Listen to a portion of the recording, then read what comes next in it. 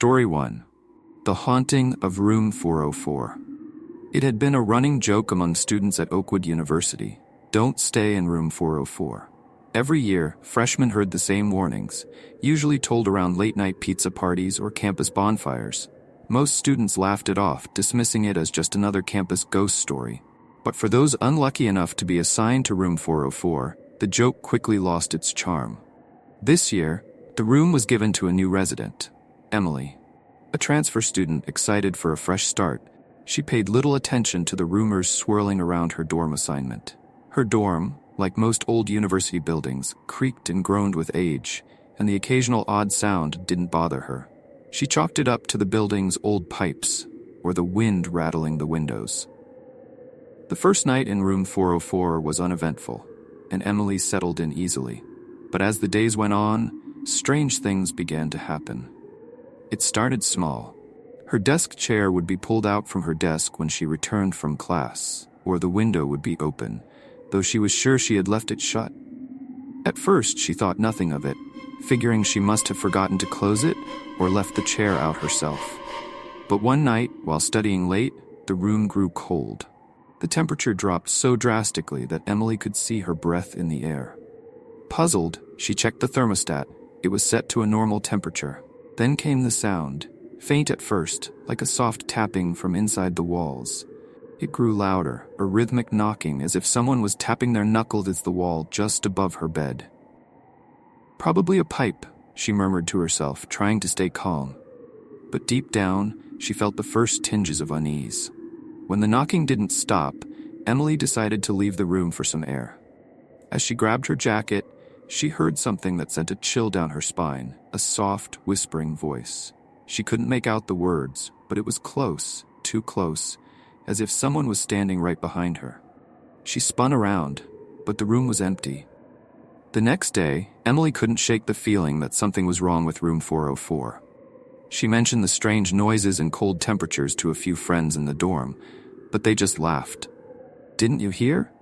Room 404 is haunted." One of them joked. The others chimed in, recounting stories they'd heard about the room. According to campus lore, years ago, a student had died in room 404 under mysterious circumstances. Some said it was a suicide, while others whispered about a terrible accident. But no matter the version, they all agreed on one thing. The room had never been the same since. Students who stayed there reported strange happenings, objects moving on their own, whispers in the night, and the overwhelming sense of being watched. Emily tried to laugh it off, but she couldn't ignore the growing sense of dread. That night, she hesitated as she unlocked the door to her room. Everything looked normal, but the air felt thick, almost oppressive, as if the walls were closing in around her. Determined not to let her imagination get the best of her, she settled into bed with her headphones on, hoping to drown out any strange noises. But as she lay there, the tapping returned, louder this time, faster. She yanked out her headphones and sat up, listening intently. The sound was coming from all around her, surrounding her like a cage. Her eyes darted to the desk, where her books were stacked neatly. Slowly, one by one, they began to slide off the desk, landing softly on the floor. Emily's heart raced as she watched, too scared to move. And then the lights flickered, once, twice, and finally, the room was plunged into darkness. That's when she heard it again, the whispering voice. This time, it was clearer. "Get out." By the time the weekend came, Emily was desperate to switch rooms. She had already spoken to her RA, who promised to look into it, but with the dorms fully booked, she would have to wait. So, with nowhere else to go, Emily stayed in room 404 one more night. This time, she didn't bother trying to sleep. Instead, she sat in her bed with the lights on, clutching her phone, ready to leave at the first sign of something strange. Midnight came and went without incident, and Emily began to hope that maybe the worst was over. But just after 1 a.m., the door to her room slammed shut on its own, shaking the walls. Emily jumped, her heart pounding in her chest. She grabbed her things, ready to flee, but when she reached the door, it wouldn't open.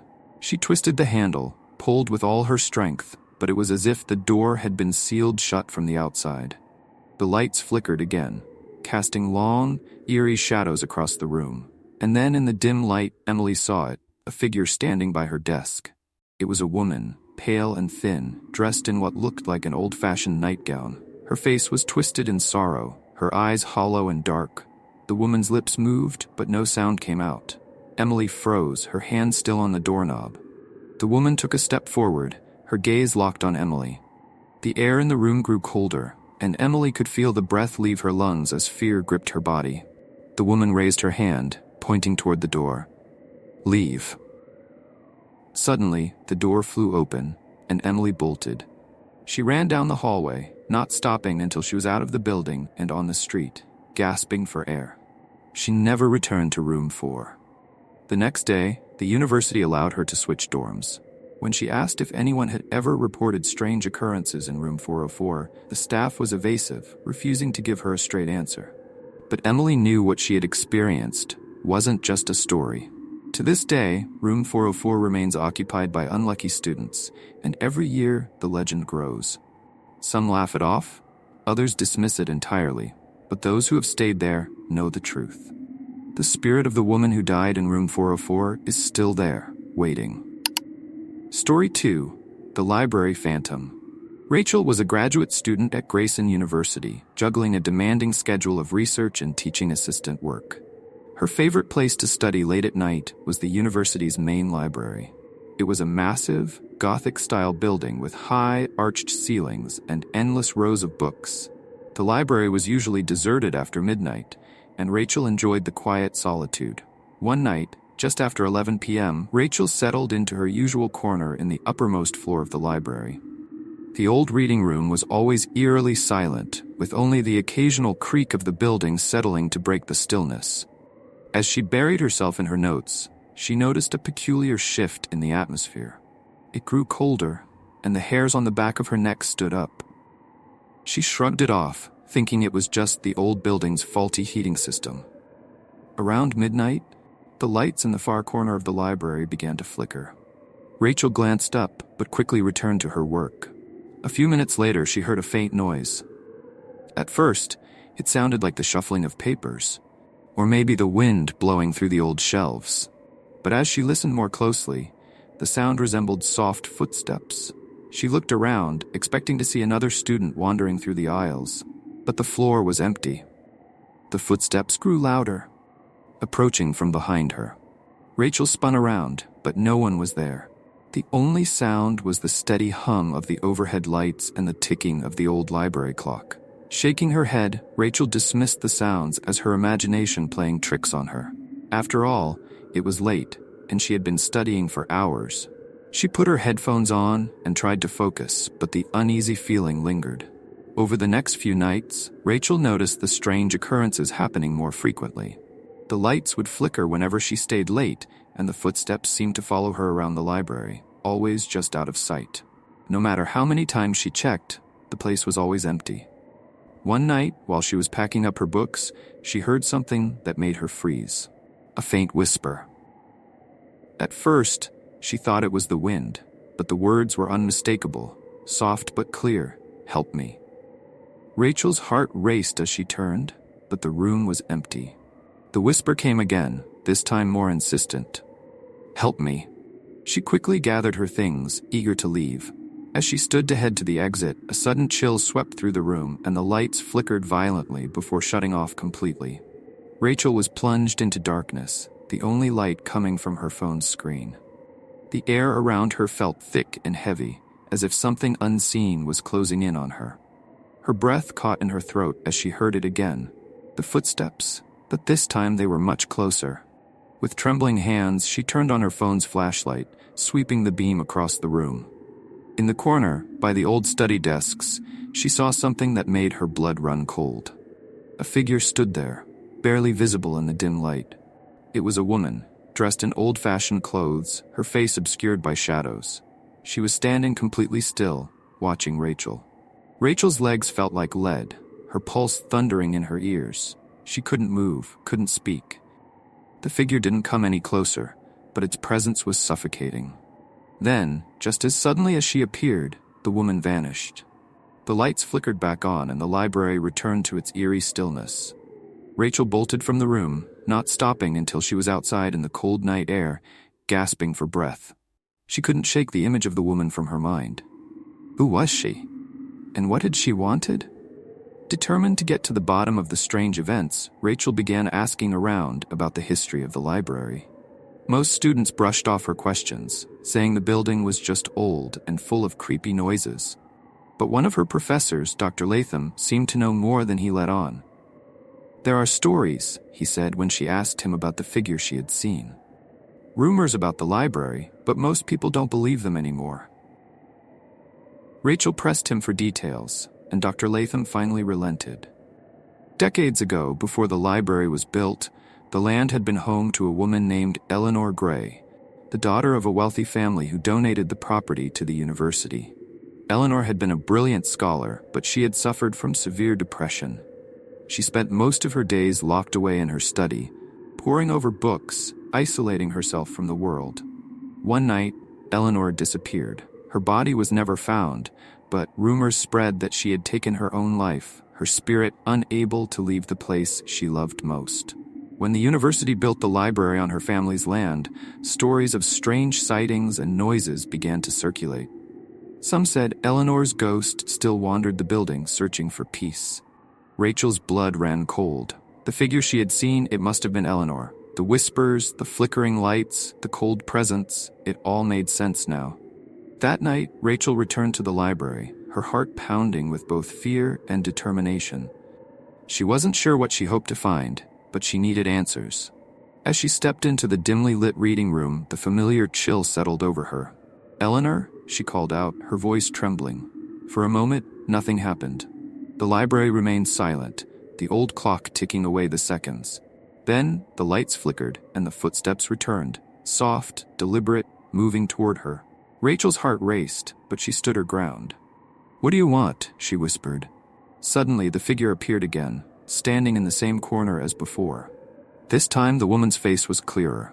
She looked sad, almost desperate, her eyes pleading for something Rachel couldn't understand. "Help me," the ghost whispered again, her voice filled with sorrow. Rachel's hands trembled as she backed away, but before she could respond, the lights flickered one final time, and the woman disappeared. The air grew warm again, and the presence vanished. Rachel left the library that night, her mind swirling with questions. She didn't know how to help Eleanor or if the ghost would ever find peace. But one thing was certain: the haunting of the library was no mere myth. From that night on, Rachel never stayed in the library past midnight again. Story 3. The Spirit in the Bell Tower. St. Augustine University was known for its rich history, stunning architecture, and a decades-old legend about its infamous bell tower. Every freshman heard the stories during orientation, the legend of the ghost who haunted the bell tower, a spirit said to ring the old rusted bell at midnight. But most students dismissed it as just a ghost story, nothing more than a tale to spook newcomers. A group of seniors, however, thought it would be fun to put that legend to the test. As part of a yearly tradition, they planned to prank the freshmen by sneaking up into the bell tower at night, hiding and ringing the bell themselves. It was a harmless joke, or so they thought. The bell tower, standing at the center of the campus, was tall and imposing. Built in the 1800s, it hadn't been used in years, its entrance locked and abandoned. But through some convincing, the group of seniors managed to get a key from an old janitor who didn't believe in ghost stories. One chilly autumn night, just before Halloween, the group gathered outside the bell tower. The plan was simple. They'd sneak inside, climb the stairs, and wait for the stroke of midnight to ring the bell and scare the freshmen who would be passing through the courtyard. As they climbed the narrow spiral staircase, the air grew colder. The tower was eerily quiet, and the walls seemed to close in on them. The higher they went, the more oppressive the atmosphere became. But they shrugged it off, laughing nervously, determined to pull off the prank. When they reached the top, they found the bell, rusted, old, and covered in dust. The group joked about how long it had been since anyone rang it. But as they prepared for the prank, something strange happened. The temperature dropped drastically, and a low, echoing hum filled the tower. "Did you hear that?" one of them whispered, suddenly uneasy. Before anyone could respond, the bell let out a low, metallic groan, as if someone or something was pushing it. But none of them had touched it. The group froze, staring at the bell. It swayed gently, the chains creaking, though there was no wind, no movement in the tower. The air around them felt thick, heavy, almost suffocating. "Who did that?" one of the seniors asked, his voice trembling. "Nobody touched it." Another replied, eyes wide with fear. Suddenly, the door at the bottom of the tower slammed shut with a deafening bang, echoing up the staircase. Panic surged through the group as they realized they were trapped. The sound of footsteps echoed up the stairs, slow, deliberate, like someone climbing toward them. "No one else has the key, right?" one of the seniors asked, his voice tight with fear. They all nodded. Only they had the key. The footsteps grew louder, closer, as if someone or something was ascending the stairs. The group huddled near the bell, their nerves fraying with each passing second. One of them tried to open the door leading back down, but it wouldn't budge. It was as if the door had been sealed shut. And then, without warning, the bell rang. The deafening sound filled the tower, the old rusted bell swinging violently as if it had been struck by an unseen force. The group covered their ears, wincing as the noise echoed around them. The bell continued to ring, over and over, its eerie toll reverberating through the tower. As the ringing finally stopped, the air grew deathly still. The footsteps ceased, and the group stood in terrified silence, hearts pounding in their chests. And then they saw it. A shadowy figure emerged from the stairwell. Tall, dark, and featureless, the figure seemed to blend into the darkness of the tower, its form barely distinguishable from the shadows that clung to the walls. It didn't move, didn't speak, just stood there, watching. The seniors froze, eyes locked on the figure. It didn't approach, but its presence filled the tower with an overwhelming sense of dread. The temperature plummeted, their breaths visible in the cold air. One of them managed to stammer, We need to get out of here." The figure took a step closer, its shadowy form seeming to stretch across the room. The bell groaned again, moving slightly, as if responding to the presence of the figure. Desperate to escape, one of the seniors remembered the legend about the ghost in the bell tower. The story, often told as a joke, suddenly seemed all too real. According to the legend, a student had fallen to their death from the tower years ago, after being dared to climb it during a fraternity initiation. Some said the student had been pushed. Others said it was an accident. But ever since that tragic night, the bell would ring at midnight, and the student's spirit was said to haunt the tower. Realizing they had disturbed something far beyond their control, the group frantically tried to open the door again, pounding on it, desperate to get out. But the figure moved closer, its dark form towering over them. The air felt thick, pressing down on them, making it hard to breathe. Suddenly, the door flew open on its own, slamming against the wall with a loud bang. Without thinking, the group bolted down the stairs, tripping over each other in their haste to escape. As they fled down the staircase, they could hear the bell tolling again, its eerie sound chasing them out of the tower. When they finally reached the courtyard, gasping for air, they turned to look back at the bell tower. The lights of the campus cast long shadows across the stone building, and for a moment, they thought they saw the figure standing in one of the windows, watching them. Shaken and terrified, the group never spoke of the incident again. But the legend of the bell tower only grew after that night. Some students swore they heard the bell ringing at midnight, even though no one had touched it in years. Others claimed to have seen a shadowy figure moving through the tower late at night, always watching, always waiting. And while most students dismissed the stories as nothing more than superstition, the seniors who had been there knew the truth. The spirit in the bell tower was real, and it was never going to leave.